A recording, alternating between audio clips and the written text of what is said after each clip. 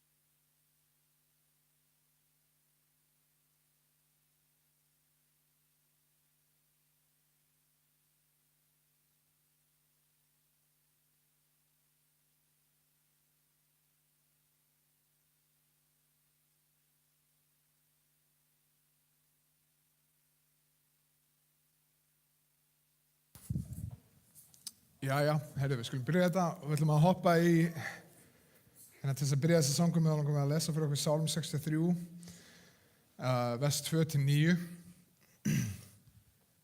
Drottinn, þú ert minn Guð, þín leita ég, sál mína þyrstir eftir þér. Hold mitt þráir þig í þurru landi, örþrota af vatnsleysi. Þannig hef ég litast eftir þér í helgidómnum til að sjá veldi þitt og dýrð, því að miskunn þín er mætari en lífið. Varir mínar skulu vegsama þig. Þannig skal ég lofa þig meðan ég lifi, hefi upp hendur í þínu nafni, sál mín mettast sem af merg og feiti og með fagnandi vörum lofa þig munnur minn. Þá ég minnist þig í hvílu minni, hugsa þig á næturvöknum, því að þú ert mér fulltingi í skugga vængja þinna fagna ég. Sál mín heldur sér fast við þig, hægri hönd þín styður mig. Það sem ég var að hugsa í vikunni þegar ég var að lesa þennan sálm var ekki bara sálmurinn sjálfur, heldur líka aðstæðunar á bakvið sálminn. Þetta þegar Davíð að flýja frá aftöku, frá því að þessi tekið valdi yfir honum sem konungi. Og ég var að hugsa til þess að aðstæður geta breyst, söngurinn fagnar samt ekki í eyðimörkinni. Og nýja lækkar hann á fjöllunum og aðstæður geta breyst og fólk getur brugðist, en kletturinn sem við byggjum von okkar á, hann stendur eilíf. Þannig að ég veit ekki hvaða aðstæðan fyrir að koma inn hér í dag, hvort sé þreytt eftir vikuna, hvort sé blessuð eftir vikuna og það blessan Guð sem hann hefur gefið. En hvað sem þá minnustu þess hér í dag áður við fyrir að syngja að sama hvað þá heldur söngur okkar áfram. Og þarna í lífi Davíðs þá hann í eyðimörkinni, í felum, á flótta, og hann samt að lofa þann sem hefur gefið sér andardrátt, sem gefið sér líf. Og mér langar að minnast þess í dag að sama hvað aðstæðum þú ert í eða ég í hér í dag, að þá hefur hann gefið okkur líf, þá hefur hann gefið okkur styrk, og þegar við lofum hans nafn þá minnistu þess að hann okkar von. Þannig að mér langar að biðja heilagur Faðir, ég biðjum að þú snertir við hjörtum okkar og þegar við syngjum því þetta dýrðar, með svo sannleikur sem við syngjum snerta við okkur, með að byggja okkur upp í trú og von og kærleika, með að hjálpa okkur að líkast þér betur, með við vera dolfallinni við miskunninni og náð og trúfesti, með við umbreytast í hugreningum okkar og hjart okkar, með að breytast, með hendur okkar styrkjast til að takast á við þau verkefni sem þú hefur fyrir okkur. Drottinn, með þú umturna okkur þegar við förum að dvelja á þínu orði hér í dag, og með við labba út ekki sem fólk sem fróðara í reikningunum heldur, sem eignar sér sannleik reikningana. Megum við byggjast upp í trú, von og kærleika hér í dag. Í Jesú heilaga nafni. Amen. Skulum standa upp og skulum syngja saman.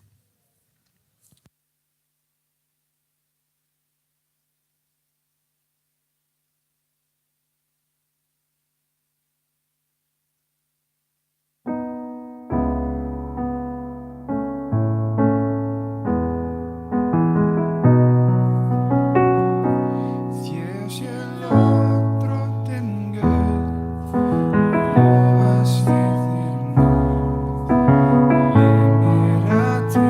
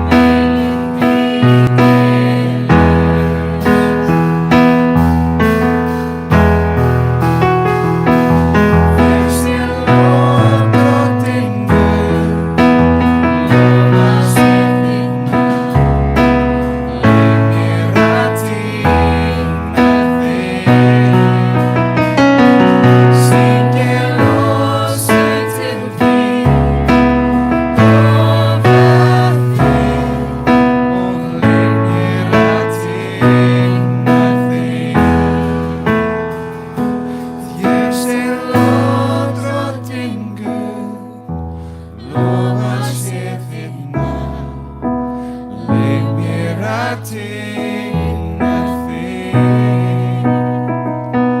Syngja lofsöng til þín, lofa þig og leyf mér að tigna þig. Ó, leyf mér að tigna þig. Ó, leyf mér að tigna þig. Matthíasar Guðspjall 16, 24-27. Þá mælti Jesús við lærisveina sína: Hver sem vill fylgja mér, afneiti sjálfum sér, taki krossinn og fylgi mér. Því að hver sem vill bjarga lífi sínu mun týna því, og hver sem týnir lífi sínu mín vegna mun finna það. Hvað stoðar það manninn að eignast allan heiminn og fyrirgjöra sálu sinni? Eða hvað gæti maður látið til endurgjalds fyrir sálu sína? Mannssonurinn mun koma í dýrð föður síns með englum sínum, og þá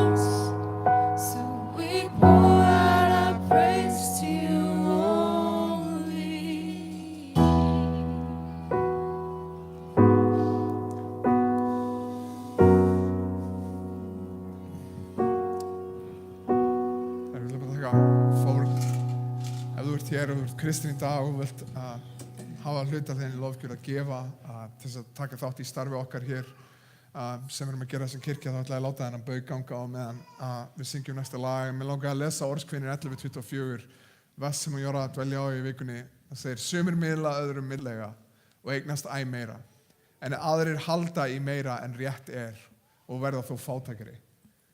Og mér finnst áhugavert hvað Biblan tekur margar hugmyndir, svona mannlega gerðar hugmyndir og snýr þeim akkurat á kollinn. Þessi hugmynd gróðin í því að gefa, að minnast Guð í gjafmildi okkar og hann sem okkar æðsta gleði eins og við vorum að syngja á hann. Við heyrum fólk í Biblíunni eins og tók fram á hann, gefðu mér hvorki fátækt né hennar ríkidæmi. Fátækt þannig að ég þurfi að brjóta þínum lögum og stela á ríkidæmi þannig ég haldi að ég geti reitt mig á sjálfa mig. Þetta er svolítið öfugt við hvernig svona heimurinn hugsar fjármuni, ríkidæmi og annað eins. En í kristinni hugsun þá er þetta magnaða dæmi gróðin í því að gefa. Og hver er þessi gróði? Getur Guð blessað þannig að þú eignast meiri peninga algjörlega?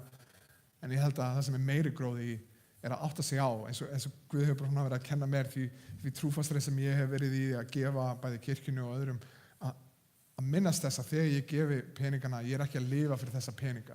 Ég er ekki að lifa fyrir það sem ég fæ frá hendi Guðs, heldur fyrir það að ég fá að þekka Guð sjálfan og svona Jesú Krist og upplifa heilagan anda að vera að starfa í mér og þá ótrúlegu blessun sem kemur í gegnum það.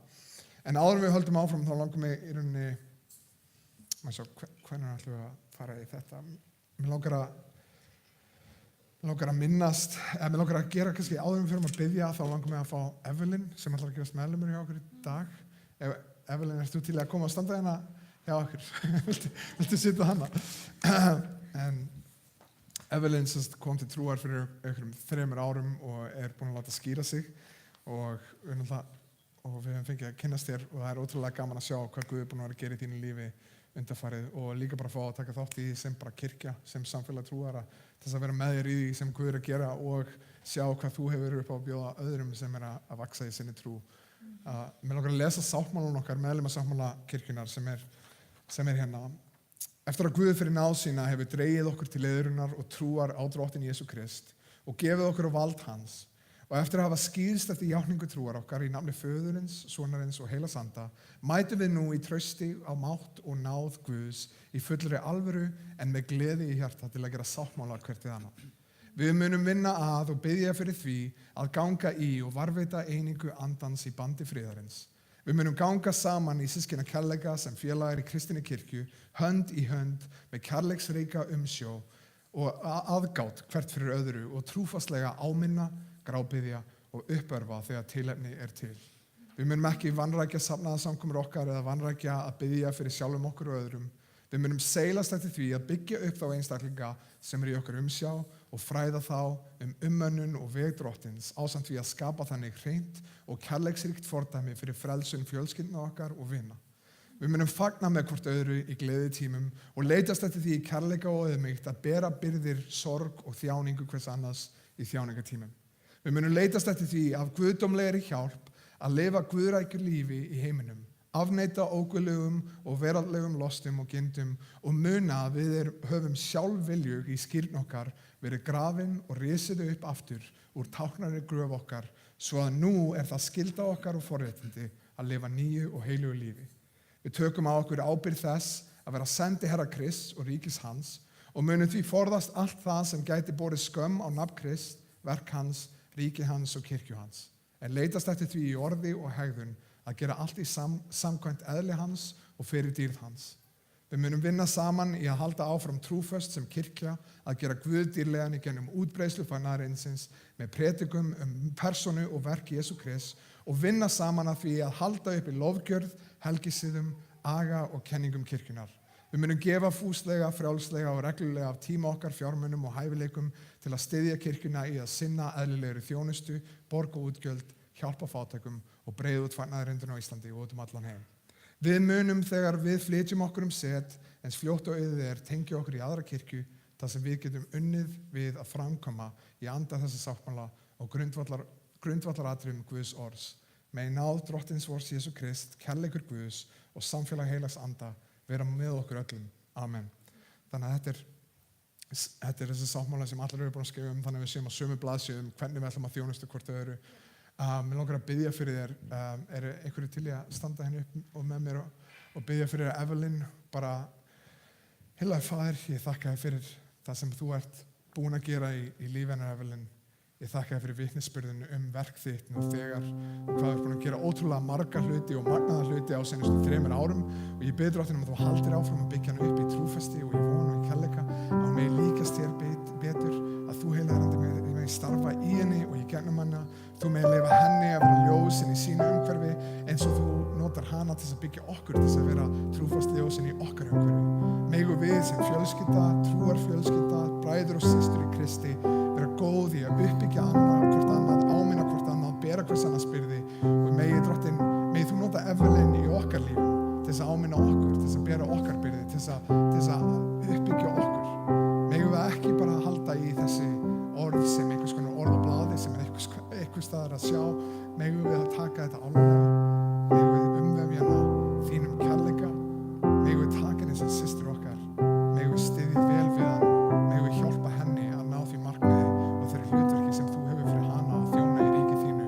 Megum við saman sem trúarfjölskylda ganga saman að því að sjá þau verkefni sem þú hefur fyrir okkur, þau góðu verkefni sem þú hefur fyrir okkur. Megum við ekki sætt okkur bara við það, Drottinn, að þú hefur frelsað okkur, heldur hefur þú einnig kallað okkur til þess að taka þátt í verki þínu hér á jörð.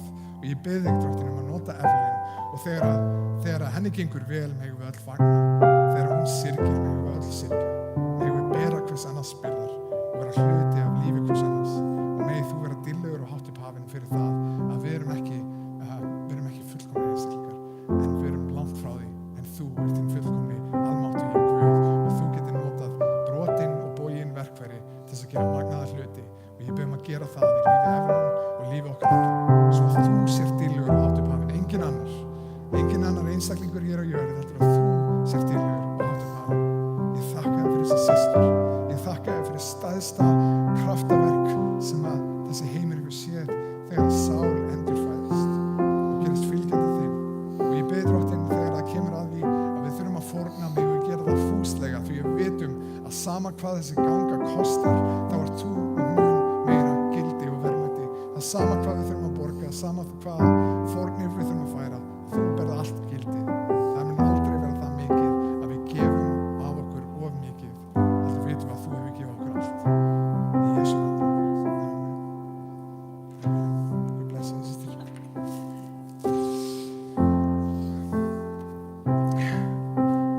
Áður en við tökum formina og förum í seinasta lagið, áður en við förum í predikunina, þá langar við að biðja fyrir bara þeim sem eru í þörf og fyrir því að við sem kirkja getum mætt þeirri þörf.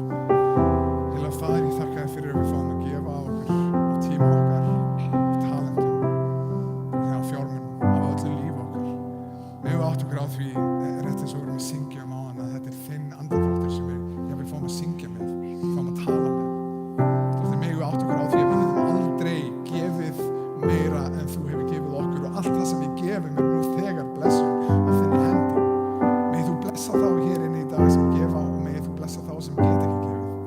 Og mér langar að biðja fyrir þeim sem eru kannski í fjárhagslegri þörf á þessu landi sem mikið núna. Ég bið að hjálpa þeim að hafa styrk sinn í þér og ég bið að hjálpa okkur sem kirkju þinni til að mæta þeirri þörf. Að sjá vel þá sem að þurfa á fjárhagslegri hjálp. Megið þú blessa þessa kirkju. Megum við sjá vel þær blessanir sem þú veitir okkur í hendur þannig að við getum verið salt og ljós inn í þetta umhverfi. Megum við vera ljós þitt, megum við bera von fagnaðarins í orðum okkar og í gjörðum. Megum við þjóna vel þegar við horfum á hvernig konungur dýrðarinnar, Jesús Kristur kom ekki til þess að láta þjóna sér, heldur til þess að þjóna. Við þökkum þér fyrir son þinn Jesú Krist. Við þökkum þér fyrir fordæmi sem við höfum í Jesú Krist. Og ég bið þig að þetta fordæmi megi ávallt vera fyrir augum okkar. Megi það ávallt byggja okkur upp, megi það ávallt minna okkur á hvernig það lítur út að fylgja Jesú Kristi, að taka upp kross okkar og fylgja syni þínum Jesú Kristi, honum til þér. Ég þakka þér fyrir samfélag trúara. Ég þakka þér fyrir kirkju þína sem er langt frá því að vera fullkomin, en sem bendir á fullkomin Guð. Í Jesú nafni. Amen. Efesíubréf 2:1-5. Þið voru eitt sinn dauðir vegna afbrota ykkar og synda, sem þið lifðuð í samkvæmt aldarhætti þessa heims, að vilja valdhafans í loftinu, anda þess sem nú starfar í þeim sem ekki trúa. Vér lifðum fyrrum allir eins og þeir í mannlegum gerendum vorum. Þá lutum vér vilja holdsins og hugsana vorra og vorum að eðli til reiðinnar börn, alveg eins og hinir. En Guð er auðugur af miskunn, af mikilli elsku sinni, sem hann gaf oss, hefur hann endurlífgað oss með Kristi. Þegar vér vorum dauðir vegna misgjörða vorra, af náð eru þér hólpnir orðnir. Amen.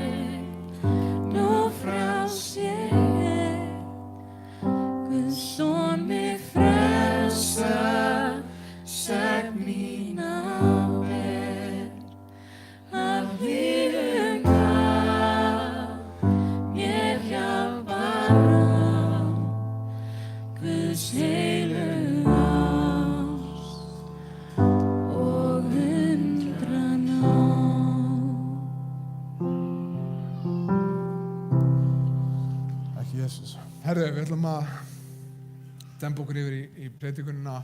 Ef þið eru með börn og þá ætlar Jóhanna að sjá barnastarfi hjá okkur. Þannig að endilega þau með að fara með henni eða með að hafa þau henni, hvað sem okkur finnst. En ég ætla mér langar að við byggjum fyrir bæði predikuninni og líka samverkamannu vikunar sem mér langar að byrja að biðja fyrir bara þeim kirkjum sem að styðja okkur og sem við erum að styðja og mér langar að biðja sérstaklega fyrir þessari fjölskyldu, Mark og Tammy Lacey. Þeir eru ótrúlega manna fólk og ég spurði í vikunni hvernig við getum biðið fyrir þeim og hann sagði við byrjum á 6 vikna kennsluseríu og 2 ára markmiði sem við ætlum að kalla Rísið. Við erum að treysta Guði fyrir miklu, biðja fyrir því að kirkjan okkar skyldi rísa upp eins og Póstólasögun 2:42 með trúrækni. Ég bið fyrir því að við megum taka á okkar stöðu og gera sterkur hér eins og Guð sýnir í Esekiel 37. kafla. Þannig að skulum biðja fyrir þeim, ef þið vitið ekki þeirra, þau byrjuðu í Delaware kirkju sem heitir Lifehouse Church og þeirra saga þeir eru jafngömul og okkar kirkja en á fyrstu 2 árunum þá bara sprakk allt í loft upp. Það voru 800 manns að mæta hjá þeim með eitthvað og hann hefur með mikið hjarta fyrir að gera lærisvinna úr fólkinu sem komið. Þannig að þetta er búið að liggja mjög á honum hvernig á hann að sjá vel alla þá einstaklingar sem eru búin að koma í kirkjuna hans. Og við skulum bara biðja fyrir Mark Lacey og þeirra fjölskyldu og Lifehouse kirkjunni og líka kannski bara fyrir predikun orðsins að við mögum uppörfast og áminnast við textan sem við lesum í Biblíunni. Raggi, ert þú til í að biðja fyrir okkur? Sorry, ég er ekki búin að tala við þig. Er þið sama?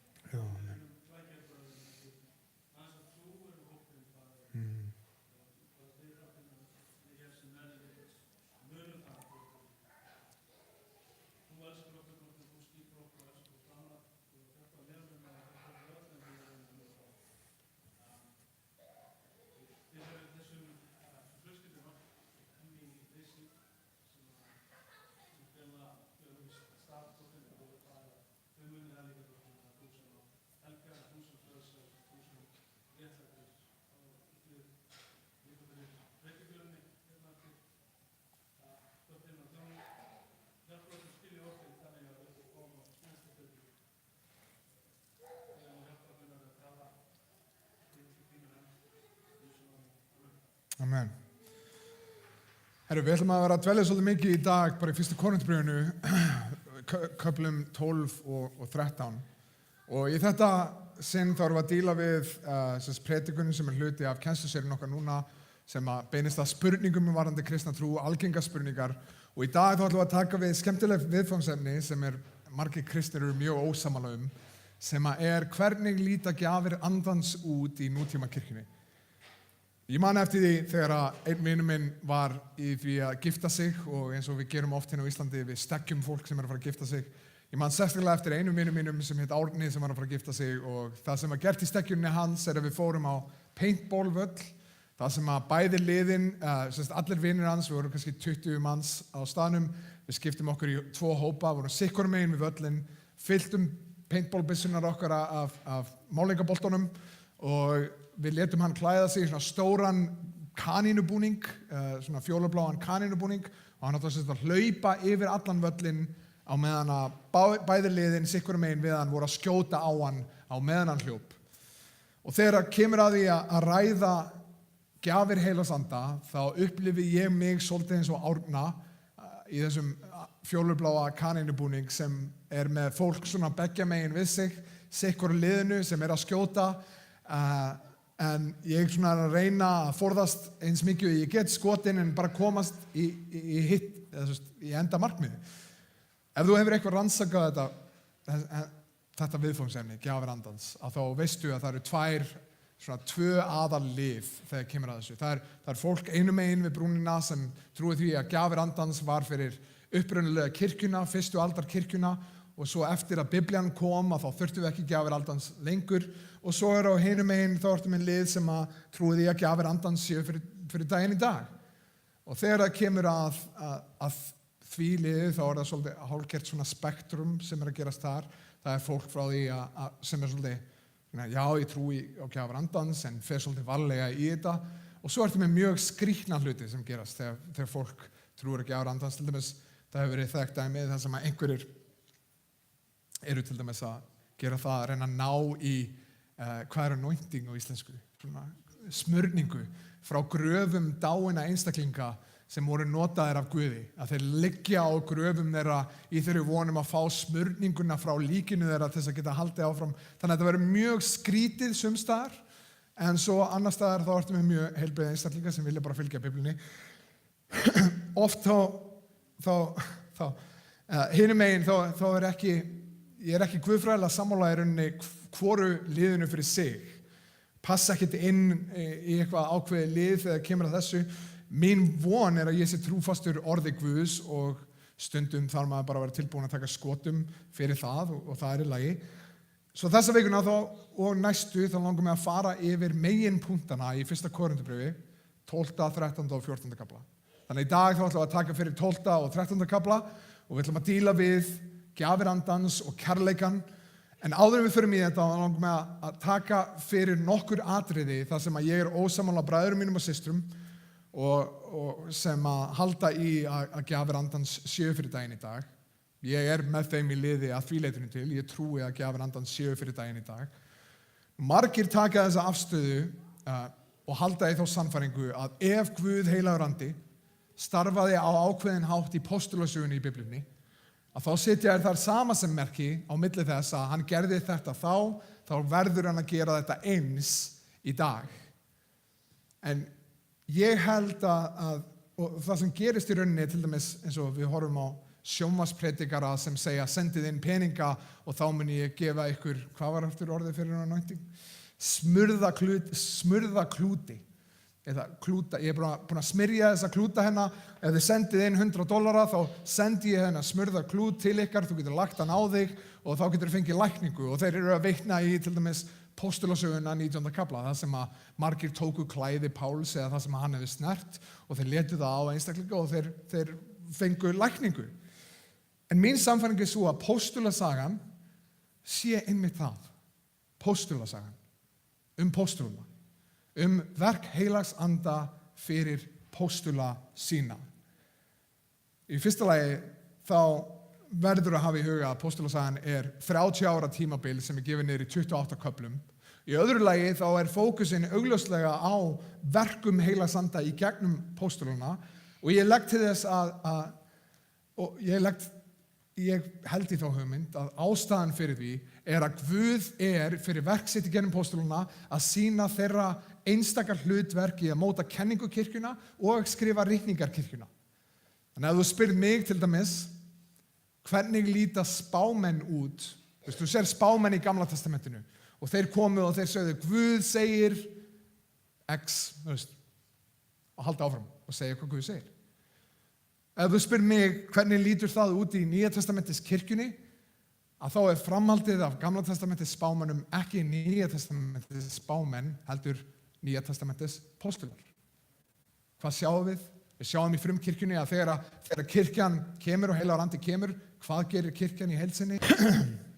Þegar þú lest í gegnum postulasöguna, þá er gott að kannski taka með sér bara svona highlighter, skrá niður hvaða orð, þegar sér kraftaverk, hver er að gera kraftaverkin, benda á það.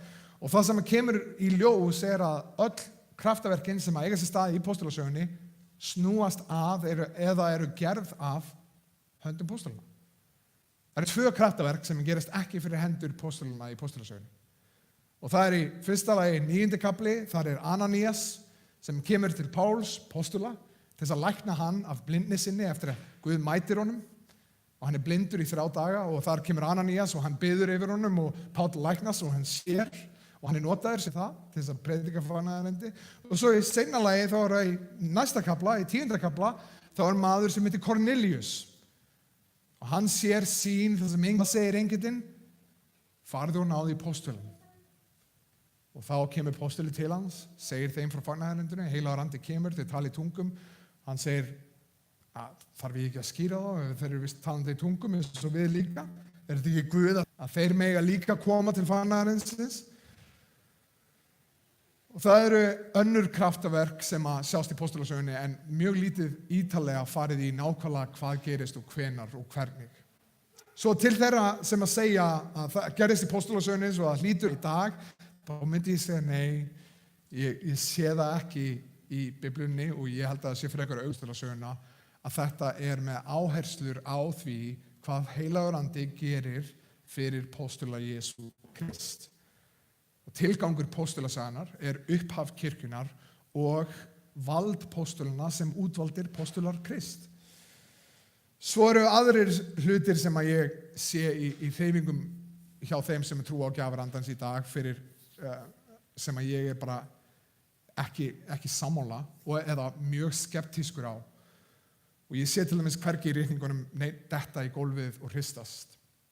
Ég sé hvergi í reikningunum einhvern sem missir stjórn á líkama sínum. Reyndar sé ég í reikningunum vers sem tala á móti því sem við förum í næstu viku. Og ég sé engan falla í heilugum anda fyrir utan Ananías og Safíru í 5. kafla og þau bókstaflega deyja. Þannig að ég er ekki að segja að Guð mætti ekki gera þessa hluti. Ég er einfaldlega að taka það fram að það er mjög mikil áhersla á þessum hlutum og ekkert talað það í reikningunum sem fær mig til að hugsa og til að vera varkár þegar ég er að tala þessa hluti og pæla í þeim. Núna langar mig að snúa mér að því að tala við þá sem trúa gjafir andans séu ekki fyrir daginn í dag, heldur fyrir þá sem voru í frumkirkjunni reyndar en ekki fyrir okkur í dag. Og ég sé í reikningunum með engan greinamun á til dæmis, mér oft sagt, já, yfirnáttúrulegu gjafir andans eru ekki fyrir daginn í dag, en þetta venjulegu gjafir andans, eins og að kenna eða leiða, það er fyrir daginn í dag en ekki hérna yfirnáttúrulegu. Eða opinberunargjafinnar eru ekki lengur fyrir daginn í dag, eins og spádómar og annað eins, en hérna venjulegu gjafir eru fyrir daginn í dag. Og það sem ég sé, ég vildi að ég gæti verið með ykkur í liði, ef þið eru hérna, en ég les Biblíuna og ég sé Biblíuna ekki gera greinamun á yfirnáttúrulegum gjöfum versus venjulegum gjöfum eða opinberunargjöfum versus venjulegum gjöfum. Ég sé allar gjafinar og það talað það sem yfirnáttúrulega gjafir. Og ég les til dæmis setningu eftir guðfræðinga sem ég elska, eins og John Owen, ef þið eru með það á Facebook þá hefur örugglega séð þetta. Ef spádómar samræmast reikningunum eru þeir tilgangslausir og ef þeir fara á móti reikningunum eru þeir villutrú.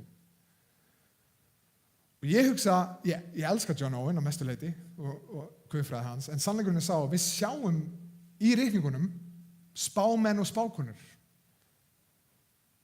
Jafnvel ef þú trúir ekki að það sé fyrir daginn í dag, þá sjáum við í reikningunum, þá talar Páll spámenn og spákonur, það er talað með póstulasögunni, spámenn og spákonur, og hvað sjáum við? Þau eru ekki hluti að við að skrifa reikningar. Samt eru þau spámenn og spákonur. Og ég trúi ekki að Nýja testamenti spámenn séu framhald af Gamla testamenti spámennum sem skrifuðu reikningar. Ég held að framhaldi, eins og ég sagði áðan, séu póstular. En ef þú lest reikningarnar, þá verður að játa það að spámenn og spákonur sem voru guðleg og spáðu en skrifuðu ekki reikningar. Að það eru til staðar. Og ég er allavega mjög hræddur við það að standa með John Owen og segja að eitthvað verk heilagsanda, Guðs heilagsanda sé tilgangslaust. Veistu þetta því að ef það er tilgangslaust, ef að spádómar eru í samræmi við reikningarnar, þá ertu bókstaflega að segja að jafnvel þá, þegar að spádómar og spákonur voru, þá var það tilgangslaust og ég á mjög erfitt með að setja mig á móti Guð heilugum anda, hinn fullkomni heilagi andi og segja þitt verk var tilgangslaust í frumkirkjunni. En ef þú lest reikningarnar, þá verður að játa það að það voru spámenn og spákonur. En við hoppum yfir í 1. Korinthusbréf 12. kafla frá 1. versinu. þá sjáum við að Páll er þar að tala og hann segir hvað hann er að tala hann vill ekki að kirkjan í Korintu sé fáfróð gjafir andans. Og við hoppum yfir í 7. vers í kapla 12, þar sem Páll byrjar að tala tilganginn á bakvið gjafir andans sem við verðum að tala Það er ekki nóg bara að vita gjafir andans, heldur líka að vita af hverju gjafir andans eru til staðar. Þannig að við hoppum yfir í vers 7, í 12. kapla til 11. Hér skrifar Páll: Andinn opinberast í sérhverjum til þess sem gagnlegt Einum fyrir andan gefið að mæla af speki, öðrum að mæla af þekkingu í krafti sama anda. Hinn sami andi veitir einum trú, öðrum lækningagáfu og öðrum kraft til að framkoma undur. Einn fær spátumsgáfu, annar hæfileika að greina anda, einn að tala tungum og annar að útleggja tungutal. En öllu þessi kemur til leiðar eini og sami andinn og hann útbýr hverjum einum eftir vild sinni. Þannig að áður við höldum áfram, þá langum við að leggja áherslu á þessu seinustu orð. Og hann útbýr hverjum einum eftir vild sinni. Þegar það kemur að því að tala heilagan anda í kirkjunni í dag, þá eru margir sem tala það sem svona the force í Star Wars. Að þetta sé bara þetta er einhvers konar kraftur en ekki persóna. Þegar við erum að tala heilagan anda frá biblíulegu samhengi, þá er það ekki bara kraftur eins og þyngdaraflið. Þyngdaraflið getur ekki útbúið hverjum eftir sinni vild, eftir vilja. Ef þú ert með kraft, þá er engin vilji til staðar, þá er ekki hægt að móðga og annað eins. En þannig er hann að tala svo við spyrjum okkur, hver er tilgangurinn á baku gjafir? Ég er með 1981 útgáfuna upp á veggnum núna og þetta er eitt af mjög fáum skiptum þar sem ég á eftir að segja þetta, en ég held að nýja þýðingin þýði þessi vers betur heldur en 1981 þýðingin, en þar segir 7. vers þetta: Þannig birtist andinn sérhverjum manni til þess að hann geri öðrum gagn. Þannig að þegar við pælum í af hverju heilagur andi gefinn, það eru nánast allar aðrar þýðingar, enskar og öðrum tungumálum sem tala þetta svona, til þess að gera öðrum gagn. Gjafir heilags anda er aðferð en ekki markmiðið.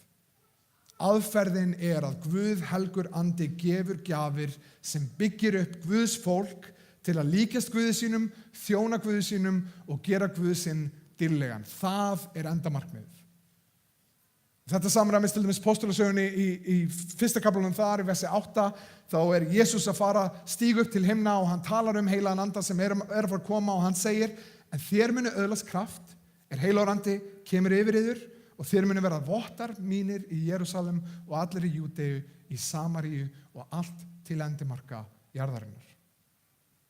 Þannig að hver er tilgangurinn bak við heilagan anda og gjafir hans til okkar? Til þess að gefa okkur hæf til þess að vera vottar Jesú Krist. Þess að tala hvað Kristur hefur gert. Tala fagnaðarerindið. Og of oft hafa þeir sem trúa á gjafir heilags anda gert kraftaverk að aðaldæminu. Þar liggur fókusinn, komið og sjá kraftaverk og ekki ástæðuna fyrir þeim sem er að predika fagnaðarerindið.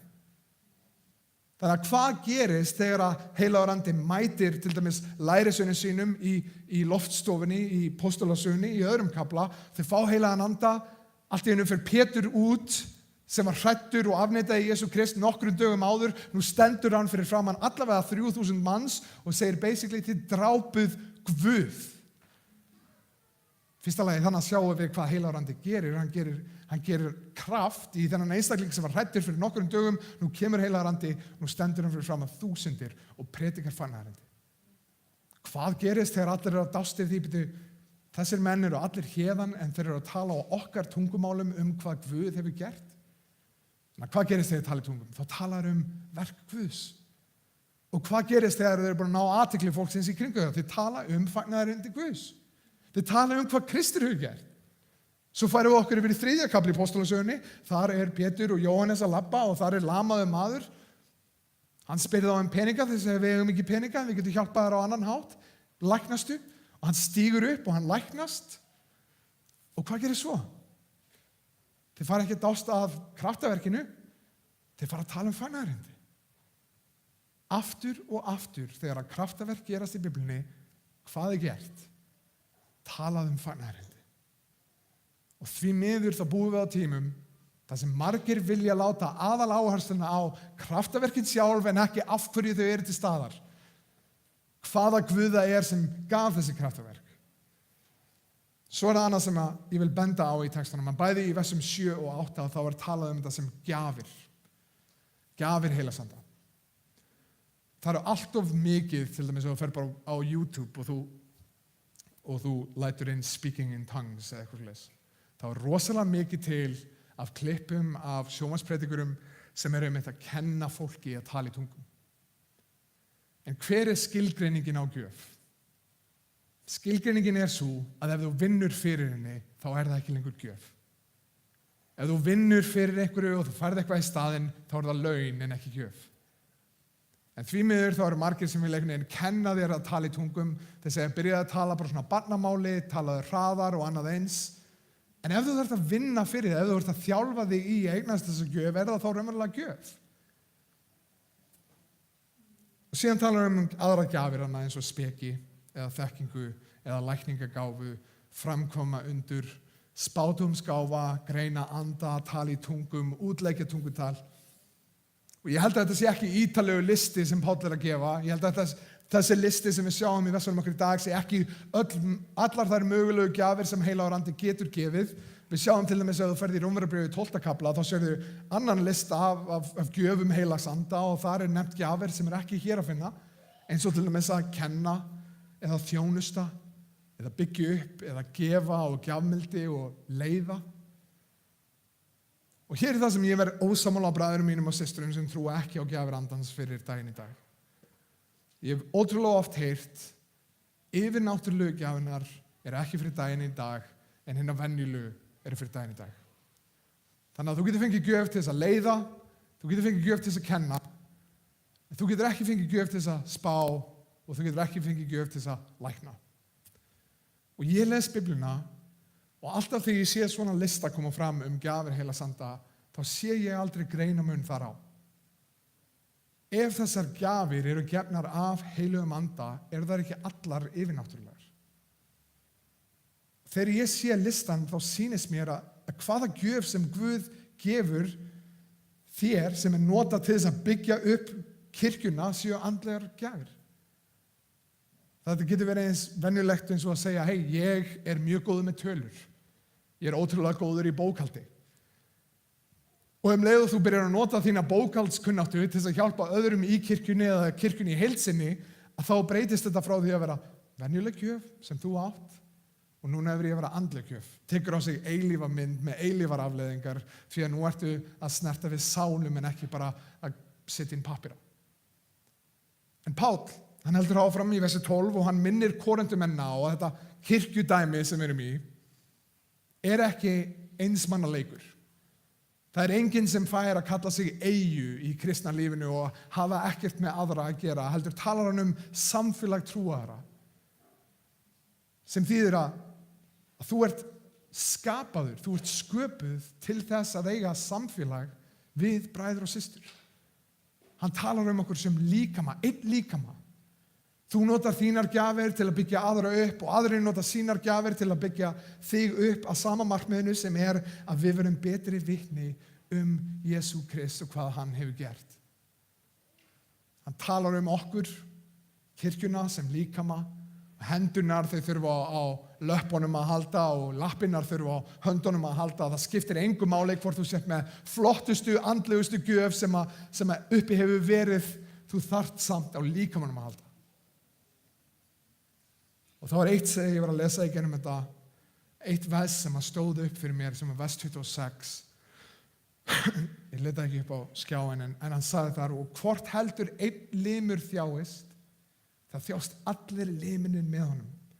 Eða einn limur í hávöðum hafður, samgleðjast allir liminir honum. Þetta var vers sem stóð upp fyrir mér og ég þurfti að stoppa og spyrja sjálf mig, er ég svona? Ef einhver annar fær hrós, fagna ég. Ef einhver annar syrgir ég. Er þetta raunverulega eitthvað sem hægt er að segja kirkju Krist í dag? Því ég held að margir horfa á kirkju Krist, ekki sem samfélag trúara, ekki sem fólk sem deilir lífi sínum og byrðum saman, ekki sem fólk sem áminnir hvort annar og byggir hvort annað upp, heldur fólk sem hittist á sunnudum. Er þetta virkilega svona að við getum verið það tengd inn í hvers annars líf að við getum fagnað þegar einn fagnar, þá getum við öll. Og þegar einn syrgir, þá getum við öll syrgt. Í mörgum tilfellum þá er það ekki fögnuður sem opinberast þegar fólk gengur vel, eða einhverju ákveðnu fólki gengur vel, þá er það öfund sem kemur. Öfund yfir þessari gjöf eða þessari stöðu eða þessum heiðri. En Páll í enda kaflans vill algjörlega eyðileggja þá hugmynd að allir einhvern veginn séu að þjóna á sama hátt. Þannig að við förum yfir í endan á kaflanum sem eru vers 27-31 og við lesum þessi orð Páls. Þér eru líka með Krist og limir hans hver sig. Guð hefur sett nokkra í kirkjunni fyrir fyrst postula, í öðru lagi spámenn, í þriðja lagi fræðara, sumum hefur hann veitt gáfu og að gera kraftaverk, lækna, vinna líknastörf, stjórna og tala tungum. Hvort eru allir postular? Hvort eru allir spámenn? Hvort eru allir fræðarar? Hvort eru allir kraftaverkamenn? Hvort hafa allir hlotið lækningagáfu? Hvort tali allir tungum? Hvort útlista allir tungutal? Nei. Sækist heldur eftir náðagáfunum þeim hinum meiri og nú bendi ég yður á þá miklu ágætri leið. Þannig að hvert er svarið sem við sjáum? Orðið nei sem kemur hérna fram í 31. versi er ekki í upprunalega gríska textunum, þetta er látið inn. Í flestum enskum þýðingum þá kemur þetta orð nei ekki til staðar, en í íslensku þýðingunni þá ákveðu við greinilega að láta inn svarið sem er byggt inn í allar þessar spurningar sem er nei. En við búum í dag þar sem að heilar kirkjudeildir eru byggðar á þeirri hugmynd að allir þurfa að tala í tungum til þess að sýna að heila á randi sé að starfi í þeim. Ég ólst upp við þetta og ég man því ég las þetta vers og ég hugsa, býtu, hvað var verið að segja mér allt mitt líf? Allir átt að tala í tungum og hér stendur þetta, nei, tala allir tungum, nei. Jafnvel í dag, þá eru margir svona á jaðrinum á kristindómnum sem að halda í það, til dæmis er eitt skóli út í Kaliforníu sem heitir School of Supernatural Ministry hjá Bethel-kirkjunni í Kaliforníu, sem halda því fram að allir kristnir eiga að ganga í kraftaverkum, eiga að vera kraftaverkamenn. Og ég hugsa, er einhver búinn að lesa 1. Korinthíubréf 12? Hann segir það mjög á ákveðin hátt, það er ekki fyrir alla. Það er ekki fyrir alla að tala í tungum, það er ekki fyrir alla að gera kraftaverk og annað eins. En Páll sem skrifar þessi orð, innblásin af Heilum Anda, hún langar ekki að fá Korintumenn til að vera heldteknir af gjöfum andans, heldur vill benda þeim á eitt sem er mikilvægari en allt. Og heldur áfram og skrifar einn þekktustu orð í mannkynssögunni kærleikann. Þetta er ótrúlega fallegu orð. Við lesum í 1. Korinthíubréfi 13. kafla, sjáum þetta í mörgum brúðkaupum hérna á Íslandi. Þótt ég talaði tungum manna og engla en hefði ekki kærleika, var ég hljómandi málmur eða hvellandi bjalla. Og þótt ég hefði spádómsgáfu og vissi alla leyndardóma og ætti alla þekking og þótt ég hefði svo takmarkalausa trú að færa mætti fjöll úr stað, en ég hefði ekki kærleika, væri ég ekki neitt. Og þótt ég deildi út öllum eigum mínum og þótt ég framseldi líkama minn til að vera brenndur, en hafði ekki kærleika, væri ég engu bættari. Það er margir sem að lesa þessi orð og segja, kærleikurinn. En þessi orð er ekki bara falleg orð, þau eru mjög alvarleg orð, það þú pælir í því.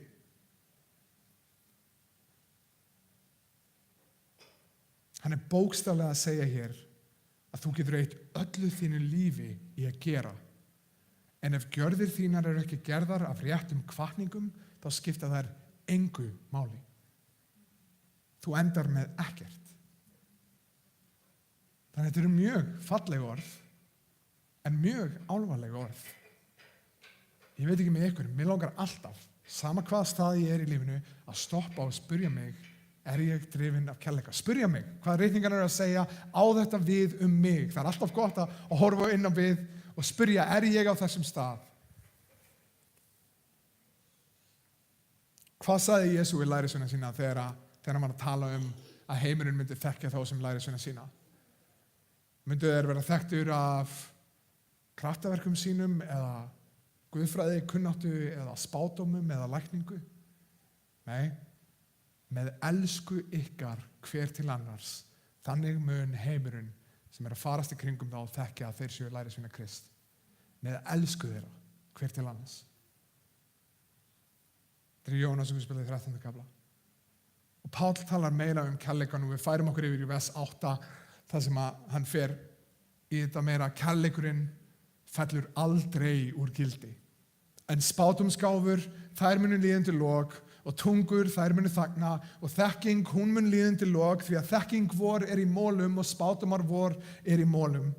En þegar hið fullkomna kemur, þá líður það undir lok sem í mólum. Þegar ég var barn, þá talaði ég eins og barn og hugsaði eins og barn og ályktaði eins og barn, en þegar ég var orðinn fulltíða maður, lagði ég niður barnskapinn. Nú sjáum við svo sem í skuggsjá, í ráðgátu, en þá munum við sjá auglitis til auglitis. Nú þekking mín í mólum, en þá mun ég gjörþekkja eins og ég sjálfur gjörþekktur orðinn. En nú vari trú, von og kærleikur, þetta þrennt, en þeirra kærleikurinn mestur. Stundum þessi vers notuð af þeim sem að halda að gjafrandan sé ekki fyrir daginn í dag. Og rökin eru þau að þannig segir í versunum að þegar hið fullkomna kemur þá líður undir lok það sem í mólum. Og rökin hljóma einhvern veginn svona, Biblían fullkomin, hún komin, svo spádómsgáfan ekki fyrir daginn í dag. En í versi 8 þá telur hann ekki bara upp spádómsgáfana, heldur talar hann einnig tungur og þekking sem mun líða undir lok. Og umfram það, þegar við færum okkur framhjá því versi og horfum á 12. versið, þá sjáum við að nú þekking okkur í mólum, en þá mun ég sjá auglitis til auglitis. Ef þú ætlar að vera trúfastur því sem að tala hérna, þá held ég að sé mjög augljóst að í þessum versum Páll ekki að tala Biblíuna, hann að tala komu Guðs, endurkomu Guðs. Páll hér enn og aftur að undirstrika fyrir kirkjuna í Korintu mikilvægi kærleikans. Og rök hans að ef þú lifir fyrir þessa gjafir, ef þú lifir fyrir það að gera kraftaverk, ef þú lifir fyrir það að spá spádóma, ef þú lifir fyrir það að kenna, einn daginn verður engin þörf á þínum gjöfum. Að þegar ég séð Guð, þá þarf ég engan til að spá fyrir mér. Þá þarf ég engan til að kenna mér. Ég með Guð fyrir fram á mig, en á þeim degi þá eitt af þessu sem mun halda áfram að ganga og það kærleikurinn. Kærleikurinn mun vera til staðar þegar eilífðin tekur við, en ekki þessar gjafir.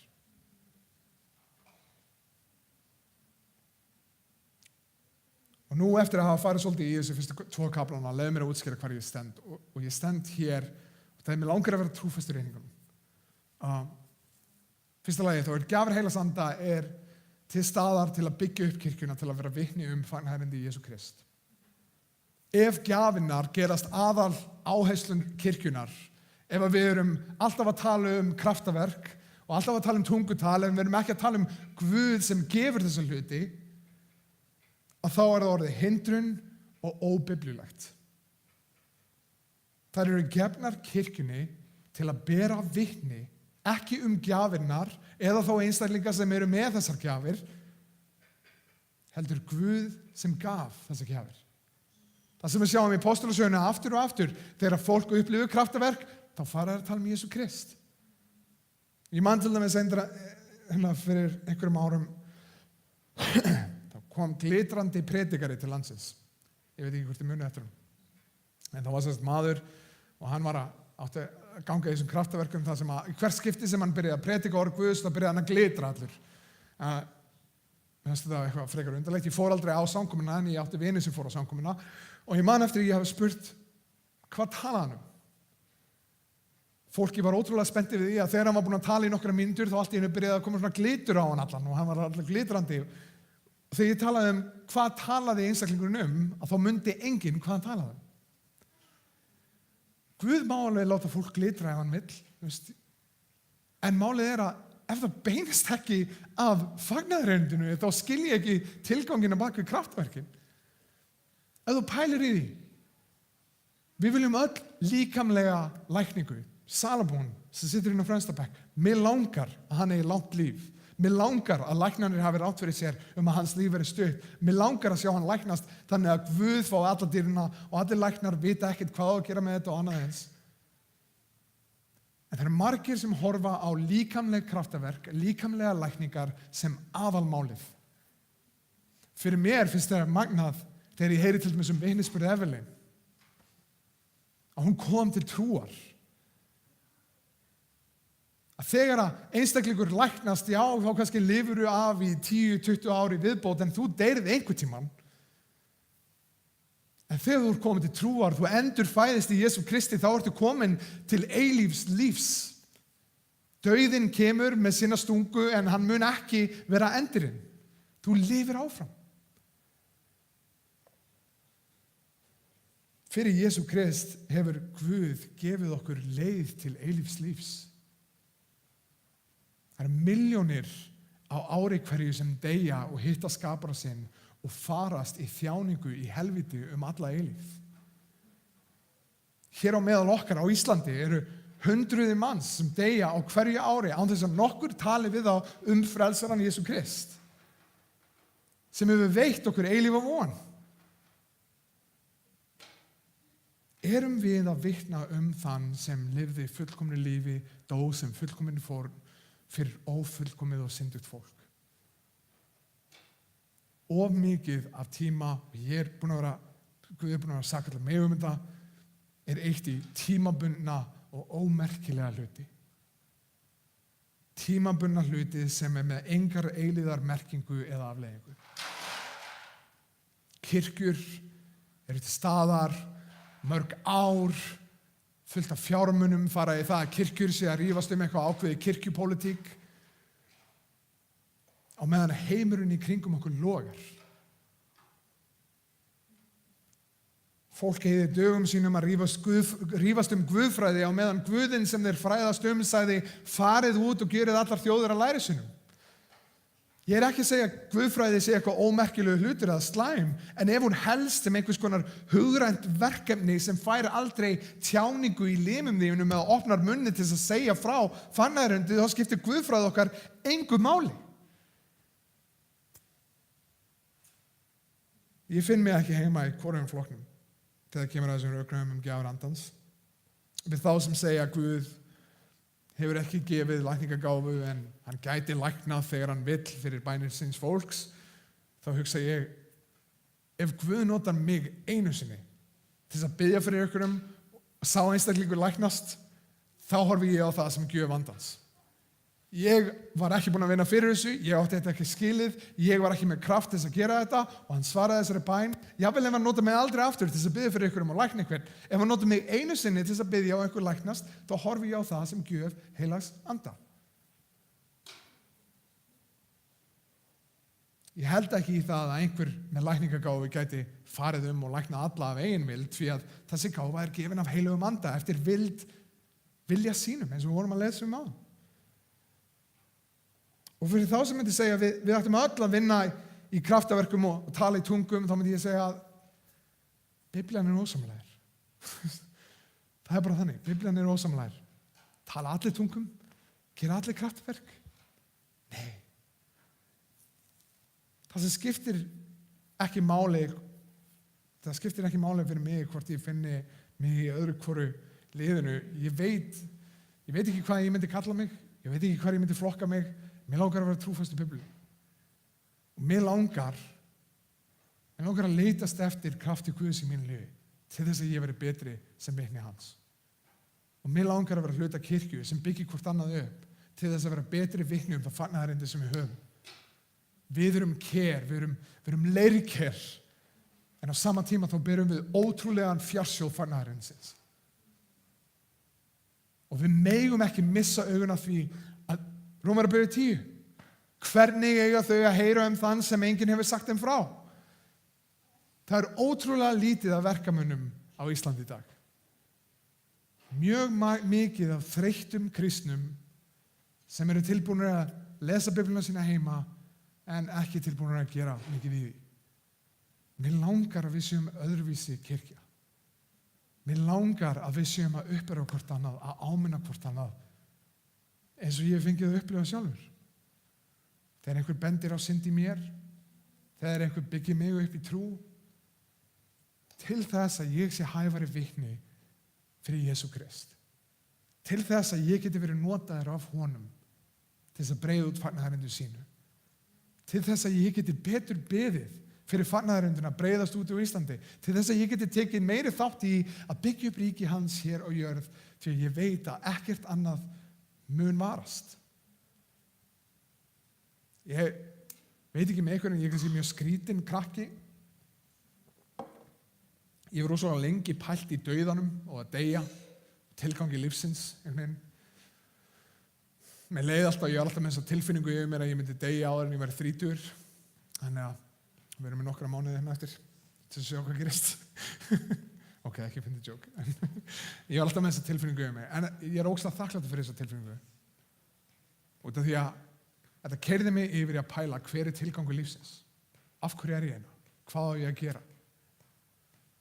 Og ég held að margir sem lifa lífinu í dag, við þekkjum þetta enn og aftur, það er búin að skrifa marga bækur hvað fólk sér eftir þegar það er á dánabeðinu sinu. Að þegar það er að deyja þá fær það allt í einu nýja hugsun, horfir á líf sitt á annan hátt og pælir í öllum þeim hlutum sem voru merkilegastir í lífinu sem þeir gerðu ekki, en allir tímið þeirra fór í vinnu sem þeir gætu gert lítið af, en þeir hefðu þetta að vera meira með krökkunum sínum og annað þess. Ég held að ástæðan fyrir því að þetta gerist oft er að fólk pælir ekki í hver er tilgangur lífsins. Og ég held að ég oft erfitt með að gleyma mér. Mér langar alltaf að gera eitthvað. Að sjá eitthvað afgreitt. Ég náði þessum punkti, næsta punkt. En þetta verkefni okkar er verkefni sem heldur bara áfram. Og það eru ótrúlega margir í heiminum sem að plana sitt líf.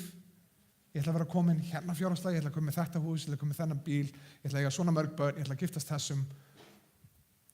Þeir plana sitt líf í strimla, en þeir pæla aldrei af hverju er ég hérna. Og við verðum að vera tól sem er notaðar af Guði til þess að benda fólki á Jesú Krist fyrir konunginn, konungslífsins sem á skilja alla lofgjör og dýrð. Þannig að mér langar að biðja fyrir okkur. Eitt af því sem við gerum sem kirkja er að við minnum okkur á hvað það er sem drifur okkur áfram. Þetta fagnaðarinn, þessi skapar hennar kærleik í okkur. Hvernig getum við ekki fengið kærleik þegar við minnumst þess hvað Guð hefur gert í okkar stað? Guð sem átti að skilja alla lofgjörð og alla dýrð en kom sem þjón. Hvernig getum við ekki farið út á þjónað? Sá sem fyrirgaf okkur allar okkar skuldir, hvernig getum við ekki farið að fyrirgefa? Og eitt af því sem hann gerði með lærisveinum sínum áður en hann dó á krossinum var að hann braut brauð og hann tók vín og sagði þetta er minn líkami brotinn í ykkar stað. Og eins og matur fæðir líkamann og gefur honum líf, þannig hefur hann, dauði hans, veitt okkur eilíft líf. Svo sagði hann þetta er mitt blóð sem rann fyrir ykkur. Þannig að ef þú ert hér í dag og þú hefur játað Jesú Krist sem frelsaraðinn og drottinn, sem þýðir að þegar þú stendur fyrir framan Guð þá bendur ekki á öll þín góðverk sem þú hefur gert, heldur bendur þú á verk Jesú Krist. Og hann er drottinn þinn sem þýðir að þegar hann blóðans rann þá keypti hann þig með dýru verði. Ef þú ert búin að játa hann sem drottinn þinn og frelsara, þá komdu og taktu brauð, taktu safa og fagnaðu með okkur því sem að hann hefur gert. Þannig að meðan þetta lag stendur yfir þá eru velkomið að koma upp og ná í brauðu, ná í safa til þess að minnast með okkur. En við skulum biðja, heilagur Faðir, ég þakka þér fyrir orð þitt.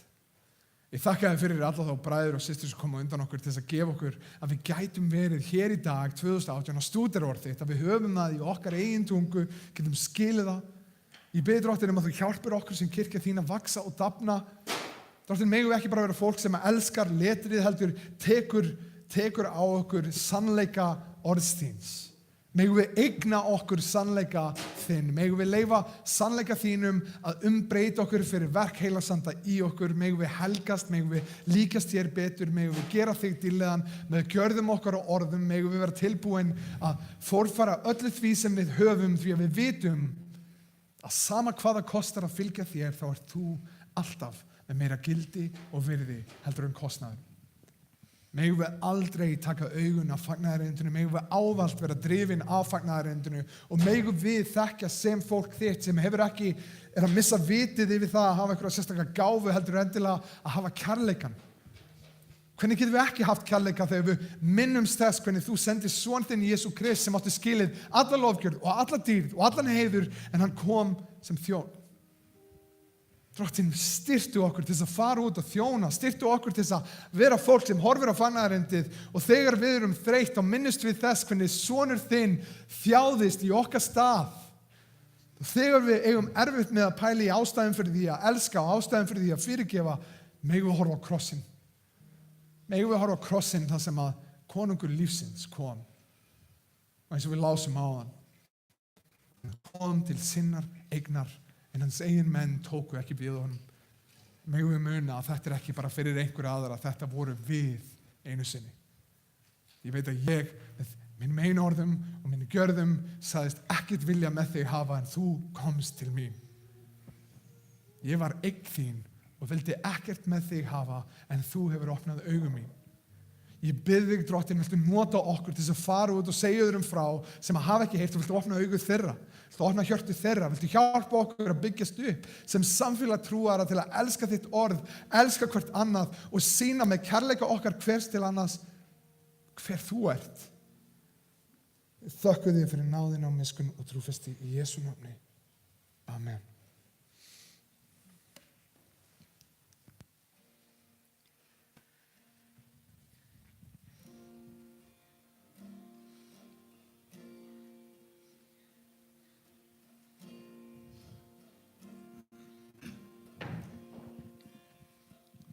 Prepare our hearts, oh God.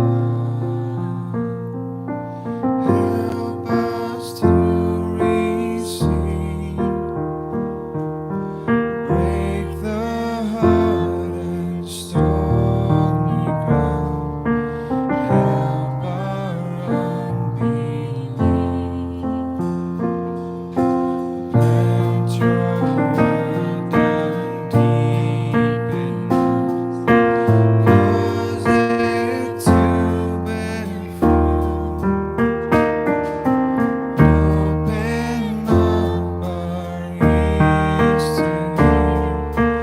Lead us in your truth. Show us Christ. Show us Christ. Oh God, reveal your glory through the preaching of your word, until every heart confesses Christ is Lord.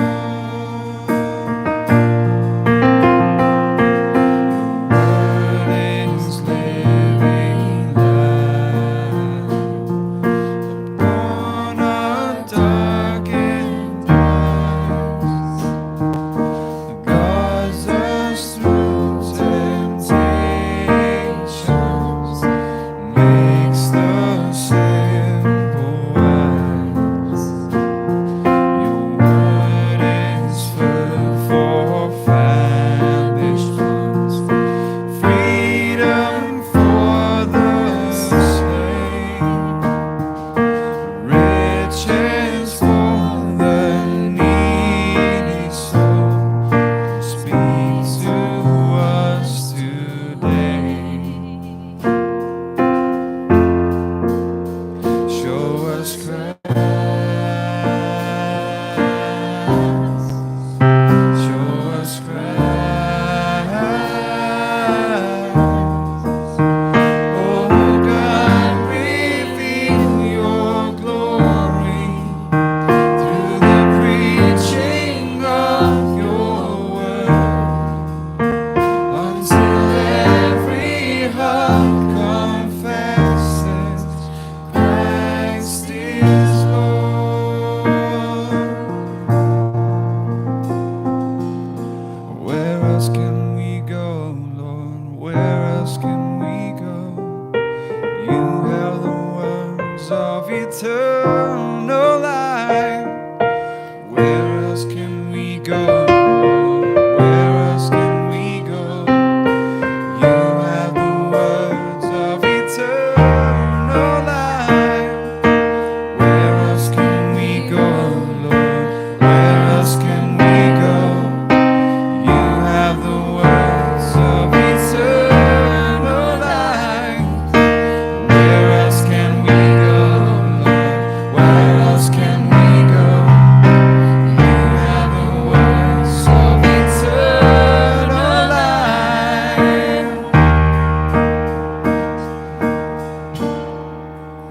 Show us Christ.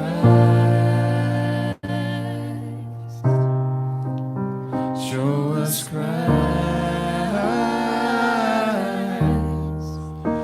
Oh God, reveal your glory through the preaching of your word, until every heart confesses Christ is Lord. Lúkas Guðspjall 22:19-20 segir, hann tók brauð, gjörði þakkir, braut það, gaf þeim og sagði, þetta líkami minn sem fyrir yður gefinn, gjörið þetta í mína minningu. Eins tók hann kaleikin eftir kvöldmáltíðina og sagði, þessi kaleikur nýi sáttmáli í mínu blóði sem fyrir yður útheldur. Heilaga Faðir, við þökkum þér fyrir náðina og miskunn. Við þökkum þér fyrir þá leið sem þú hefur gert fyrir óverðuga syndara til þess að koma og lifa eilíflega með heilugum Guði. Ég þakka þér fyrir náðin og miskunn og trúfesti. Ég þakka þér fyrir vonina sem við höfum. Ég þakka þér fyrir þennan fjársjóð sem við berum í leirkjörum okkar. Að við erum ekki mikil á að sjá, við erum ekki sterk, við erum ekki mögnuð, en við þjónum mögnuðum Guði. Og ég biði Drottinn að líf okkar megi gefa þér dýrðina í öllu því sem við tökum okkur fyrir hendur.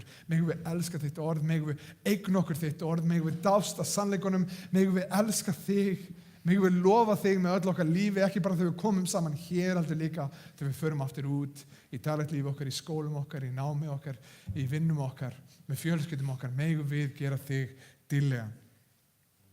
Við þökkum þér fyrir son þinn Jesú Krist og fyrir fagnaðarendið að þú hefur gert leið.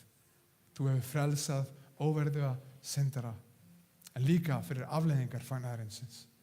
Að þinn heilagur andi starfar í okkur, byggir okkur upp, gefur kirkju sinni gjafir til að byggja okkur upp og gera okkur að hæfari vitnum Jesú Krist og verk hans. Gerðu okkur að hæfari vitnum Jesú Krist og verk hans. Við þökkum þér, Faðir, fyrir náðina og miskunn, fyrir fórn svona þíns í okkar stað, í Jesú nafni. Amen. Hann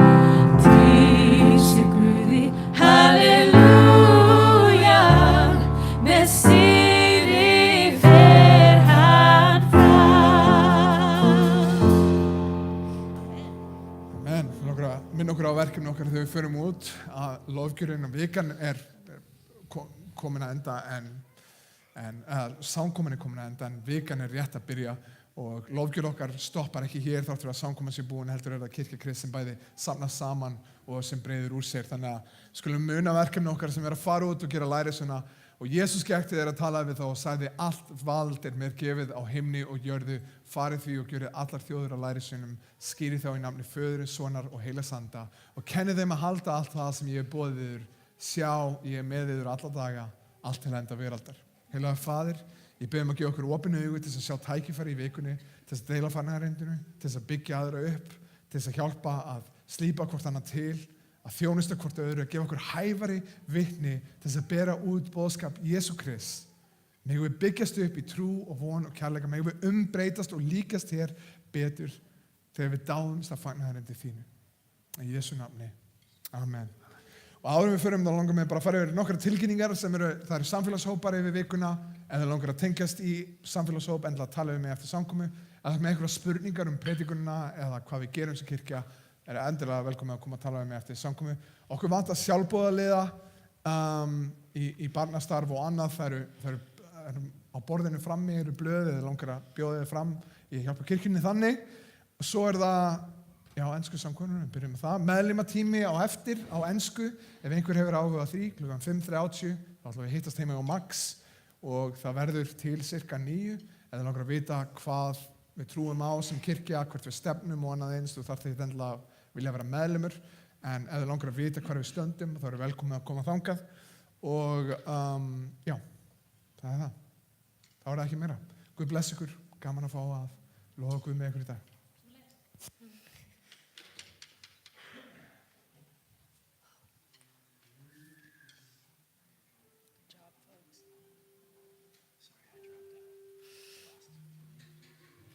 You ruined everything.